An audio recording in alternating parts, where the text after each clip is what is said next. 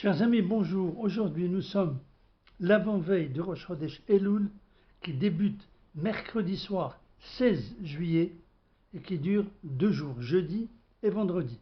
Aujourd'hui, mes attachés, nous allons aborder l'importance du mois d'Elul. Ce qu'il faut savoir, c'est que l'importance du mois d'Elul n'est pas due seulement parce qu'il précède les grands jours de Rosh Hashanah et de Kippour, mais du fait de son essence même, qui fait que tous les jours du mois d'Elul sont des jours favorables, propices aux prières, à la Teshuvah, retour à Dieu, et que chaque instant revêt une grande importance. Chacun, à son niveau, de sa façon, devra exploiter au maximum ses facilités pour multiplier le nombre d'études de la Torah, du moussar, éthique juive et morale. Pour lire encore plus de psaumes, tout ceci va bien sûr favoriser de facto un très bon jugement le jour de Rosh Hashanah. Nous allons à présent essayer d'expliquer pourquoi ce mois d'Elul est spécifique, unique, un seul mois dans l'année, qui peut rapporter très gros non seulement sur le plan spirituel, mais aussi sur le plan matériel, santé et bonheur. Comme vous le savez, après le don de la Torah sur le mont Sinaï, Moshe Rabbeinu est monté sur le mont Sinaï pendant 40 jours et 40 nuits pour recevoir les tables de la loi. Or, que s'est-il passé à sa descente? Dieu lui dit, descends vite, car ton peuple a fauté. C'était la faute grave du veau d'or qui fut lourdement sanctionnée en vies humaines. Dieu de plus voulait effacer le peuple d'Israël et tout reconstruire à partir de Moshe Rabbeinu. Mais notre maître Moshe, bien sûr, par amour pour son peuple, refusa. Le lendemain, il remonta au mont Sinaï pour demander pardon, mais le courroux du Créateur était à son paroxysme et toutes les supplications de Moshe Rabbeinu ne purent obtenir le pardon divin tant attendu.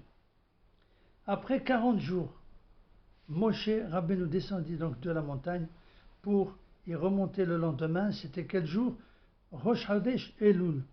Pendant ces 40 jours, après insistance de son serviteur bien-aimé Moshe Rabbeinu, après de nombreuses prières et discussions face à face avec le Créateur, il put enfin obtenir le pardon et redescendre de la montagne le 10 Tishri, c'est le jour de Kippour entre parenthèses, avec le message divin Salarti Kidvarecha, j'ai pardonné conformément suite à ta demande, accompagné des nouvelles tables de la loi, car comme vous le savez, devant le veau d'or, Moshe Rabbeinu n'a pas eu d'autre choix que de briser les tables de la loi. Nous comprenons à présent beaucoup mieux que cette période du mois d'Elul est très favorable pour obtenir le pardon divin et de nouvelles tables de la loi. C'est ce que rapporte l'auteur du livre Hayei Adam qui écrit que depuis que le peuple juif a reçu la Torah, cette période est désormais ancrée dans notre mémoire comme unique dans toute l'année. De plus, nos sages expliquent que chaque année, à cette période, une grande miséricorde est éveillée dans le ciel, ce qui fait que tous ces jours sont des jours favorables où la prière est agréée plus facilement que tout le reste de l'année. Il faut donc en profiter. De plus, le fait que le mois d'Elul précède aussi les fêtes de Rosh Hashanah et de Kippour, il est en soi une préparation pour arriver fin prêt au jugement divin de Rosh Hashanah. Or, Dieu aime son peuple et ne recherche que notre bien, et il veut que notre jugement de Rosh Hashanah soit favorable.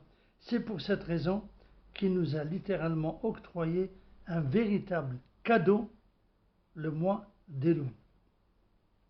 De nombreux sages avaient des comportements très différents le mois d'Elul des autres mois, ayant compris le sens du mois d'Elul à tel point que le sabbat de Kelem disait que le mois d'Elul, c'est une période de convalescence et de renouvellement pour l'âme de chacun de nous.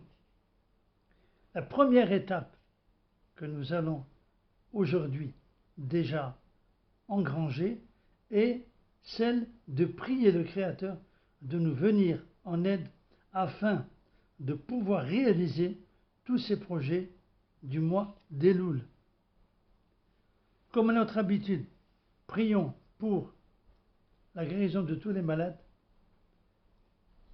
la paix dans le monde et en Eretz Israël, et l'avènement du Mashiach très bientôt avec la reconstruction du troisième temps. Merci de votre écoute. À bientôt, Be'ezrat Hashem.